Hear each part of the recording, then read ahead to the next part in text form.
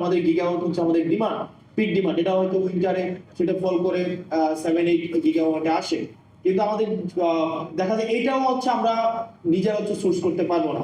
আমরা যদি প্রত্যেক বছর এই ধরনের এই যে ক্রাইসিসটা এখন তৈরি হয়েছে, এই ক্রাইসিস কিন্তু এটা মানে ইমিডিয়েট সলিউশন হবে বলে বোধ হচ্ছে না। এটা একটা লং টার্ম একটা ইম্প্যাক্ট ইকোনমির মধ্যে পড়বে এবং এনার্জির মধ্যে পড়বে। এবং দিন শেষে যদি এনার্জি এই পুরা সিস্টেম কলাপস করে, আমার পুরা হচ্ছে বিজনেস কলাপস করবে, আমার হচ্ছে সবকিছু আমার হচ্ছে প্রাইস ইনক্রিজ হবে, এবং দেখা যায় যে স্থানীয়ভাবে আমাদের যে এসএমই সেক্টর যেটা নিয়ে আমরা আশাবাদী হচ্ছি, ওই জায়গাও কিন্তু একটা বড় ধরনের একটা সংকট সৃষ্টি হবে। সেজন্য আমাদেরকে এখন ডাইভার্সিফিকেশন অফ এনার্জি সোর্স আমাদের খুবই গুরুত্বপূর্ণ। আমাদেরকে সিসমিক হচ্ছে সার্ভের মধ্য দিয়ে আমাদের অফশোরে অনশোরে হচ্ছে আমাদের হচ্ছে আমাদের গ্যাসের যেই সংকট, আমরা প্রত্যেকদিন গ্যাসের সংকট সমাধানে আমাদের সিসমিক সার্ভে করা গুরুত্বপূর্ণ। মায়ানমার সেই জায়গায় সফল হয়েছে, ইন্ডিয়া সেই জায়গায় সফল হয়েছে। আমাদের যে এফএসআরইউ গুলো রয়েছে, আমাদের ল্যান্ড বেসড এফএসআরইউ করা যায় কিনা সেই জায়গায় আমাদের হচ্ছে দৃষ্টি দেওয়া উচিত। তবে আমি লাস্ট কিছুদিন জ্বালানি বিষয়ক, আমি একটা কমিটিতে আছি, জাতীয় জ্বালানি বিষয়ক কমিটি, সেই জায়গায় দেখলাম মূলত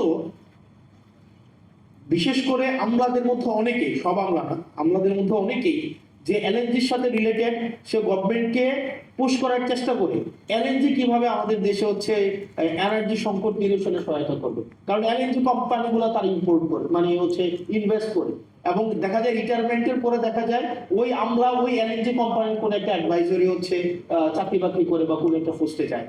আবার যে হচ্ছে এই যে ফুনিয়া কাজ করে, সে দেখা যায় গভর্নমেন্টকে পুশ করে, পলিসিতে পুশ করে যে আমাদের হেভি ফুয়েল অয়েল গুলা যদি আমরা ইম্পোর্ট করি বেশি বেশি, সেটা কিভাবে আমাদের এনার্জি ক্রাইসিসকে সলভ করবে।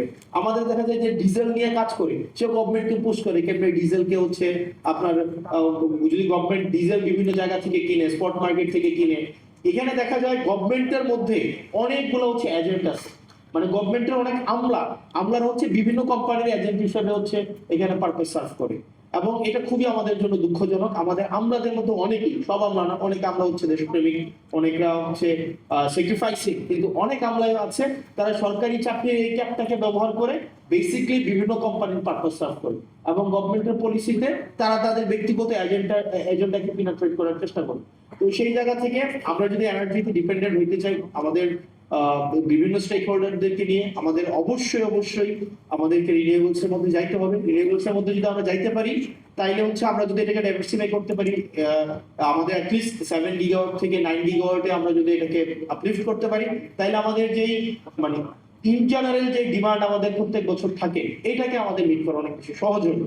আর যে প্রশ্নটা আমাকে করা হচ্ছিল যে ওভারঅল গভর্নমেন্টের যেই হচ্ছে আপনার মুড, আমাদের গভর্নমেন্টের অনেক মুড সুইং হয়, মানে গভর্নমেন্ট আসলে কি এটা বোঝা যাইতেছে না। মানে এটা আসলে হাসিনার সময় একটা বোঝা যাইতো যে ডিসিশনটা দিন শেষে কে নেয়। মানে দিন শেষে দেখবেন ডিভোর্সের প্রবলেমও দিন শেষে ডিসিশন দেয় হাসিনা, দিন শেষে সবাই দৃষ্টি আকর্ষণ করতে হাসিনা।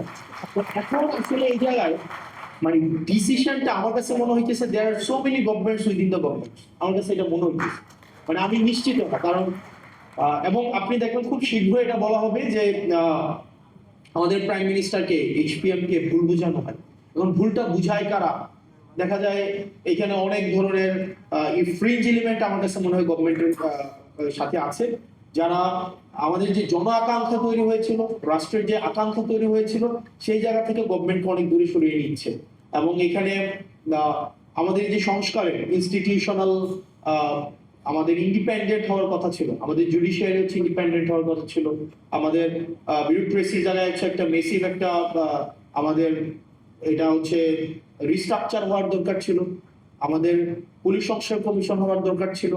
এই সব জায়গা থেকে গভর্নমেন্ট অনেক দূরে সরে গিয়েছে, কারণ গভর্নমেন্টের কাছে মনে হচ্ছে সে যদি সবকিছুকে নিয়ন্ত্রণ না করতে পারে, সবগুলাকে যদি মিসঅ্যাপ্রোপ্রিয়েট না করতে পারে, সে নাকি সরকার যথাযথভাবে চালাতে পারবে না।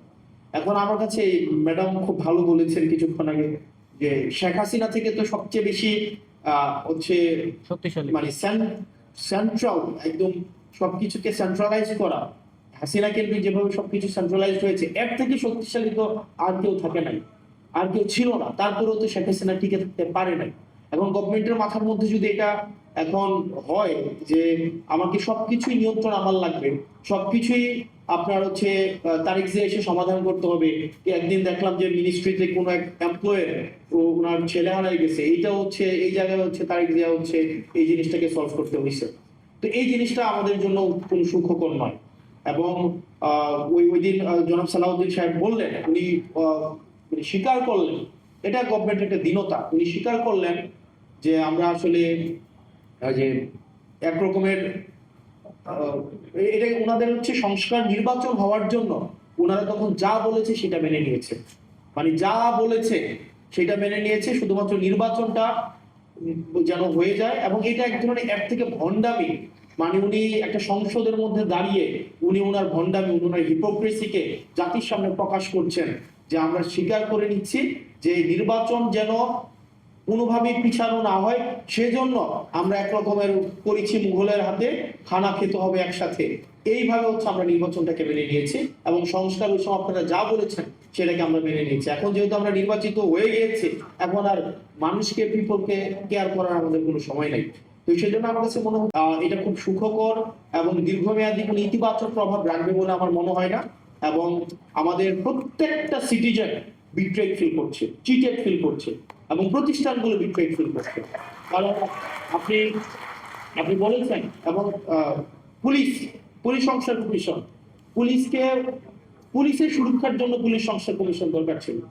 আপনারা দেখেন পুলিশকে কিভাবে রাজনৈতিক হাতিয়ার হিসেবে ব্যবহার করা হয়েছে দীর্ঘ 17 বছর। ভাই পুলিশই তো মানুষ, সে মানুষটা তার তো নিজস্ব হচ্ছে প্রোটেকশনের দরকার আছে, কিন্তু আপনি দেখেন আবার পুলিশের পোস্টিং, আবার হচ্ছে পুলিশের প্রমোশন, আবার পুলিশের পদায়ন, সবগুলাকে হচ্ছে আপনার মন্ত্রীর ইচ্ছার মধ্যে আপনি রেখে দিলেন। আবার আপনি দেখেন আপনার বিচার বিভাগের আপনার হচ্ছে সংস্কারটা হয় নাই, এখানে সেক্রেটারি ওইদিন আইনমন্ত্রী সংসদে দাঁড়াইয়া উনি অনেকগুলা সত্য উনি চেপে গিয়েছেন এবং উনি অনেকগুলা অসত্যের অবতারণা করেছেন কাব্যিক ভাবে এবং খুবই মানে এত মানে এইভাবে লাইভ হতে পারে এটা আমার কাছে খুব অবাক হয়েছে। উনি বলেছেন পোস্টিং প্রমোশন পদোন্নতির এটার কোনো এখতিয়ার নাকি আইনমন্ত্রীর নাই, খাতা কলম অবশ্যই নাই, কিন্তু প্র্যাকটিসে আইনমন্ত্রী যেটা বলে সেটাই। এখন আপনি একটা বিচারক ফেয়ারনেস কোন একটা বিচার কার্য পরিচালনা করবে, বাংলাদেশের এই পরিস্থিতি নাই। আপনি তার সেক্রেটারিয়েটটা আপনি তাকে দখল করে রাখেন, আমাদের ব্যুরোক্রেসিকে আপনি হচ্ছেন স্ট্রাকচারাল রিফরমেশন আনলেন না। এবং এটা না আনার কারণে যেটা হয়েছে পুরা জাতির প্রত্যেকটা ভোটার, ইভেন বিএনপি কে যারা ভোট দিয়েছে তারাও প্রতারিত হয়েছে, তারাও নিজেরা চিঠির ফিল করছে। কারণ দিন শেষে তো বিএনপি রাষ্ট্র কাঠামোর বাইরে না, বিএনপির হয়তো আপনি যদি পার্টি পলিটিক্স করে কত মানে একটা নির্দিষ্ট যদি অংশ 5% বা 10% পার্টি পলিটিক্স করে, ভোটার মানেই তো কর্মী না, যারা ভোটার ভোট দিয়েছিল যে বিএনপি এসে এইগুলোর সংস্কার করবে তারাও এখন বিট্রেড ফিল করছে। সেজন্য আমাদেরকে আমার রিঅর্গানাইজ হইতে হবে, আমাদের এখানে যারা আছি আমাদের রিঅর্গানাইজ হইতে হবে। আমাদেরকে মনে রাখতে হবে শুধুমাত্র 5টা সংসদের ভিতরে না, আমাদের সংসদের বাইরে, আমাদের প্রত্যেকটা জায়গা থেকে আমাদের এই যে সংস্কারের যে আকাঙ্ক্ষা, আমাদের রাষ্ট্র কাঠামোর প্রত্যেকটা ব্যক্তি, প্রত্যেকটা আমজনতা যে নাগরিক হয়ে উঠবে সেই লড়াইটা আমাদের সেটা অব্যাহত রাখতে হবে।